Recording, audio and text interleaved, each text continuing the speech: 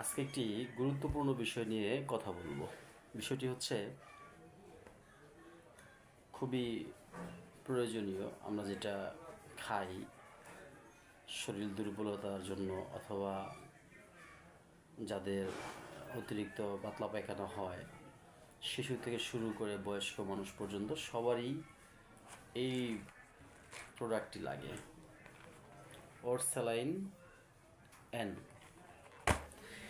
এখন এটা কেন আপনাদের সামনে আনলাম? এটা তো আপনার পরিচিত, জানেন সবাই যে ওরসালাইন এন পরিচিত স্যালাইন।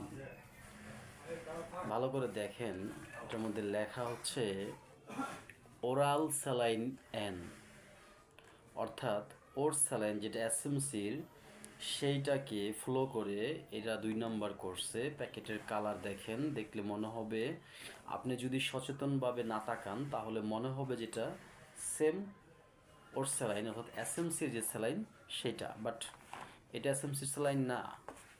দেখেন প্যাকেটটা খুলি,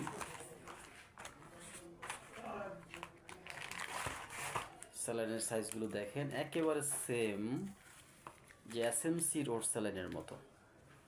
প্যাকেটের গায়ে কিন্তু আপনি যখন ভালো করে পড়বেন তখন বুঝতে পারবেন, এর আগে বুঝতে পারবেন না। কোনো যাদের লেখাপড়া নাই বা যারা তাড়াহুড়ো করে ফার্মেসি থেকে স্যালাইন কিনে, তাদেরকে একটু সতর্ক থাকতে হবে যে ওরাল স্যালাইন এন লেখা, ওরাল, আর ওটা হচ্ছে ওর স্যালাইন এন। পার্থক্যটা দেখছেন? এখানে কিন্তু লেখার মাঝে, নামের মাঝে ফাঁকিবাজি করা হয়েছে। তো এই বিষয়টা আপনারা একটু সচেতন হবেন। দাম কিন্তু একই, আপনি একই দাম দিয়ে প্রতারিত হচ্ছেন।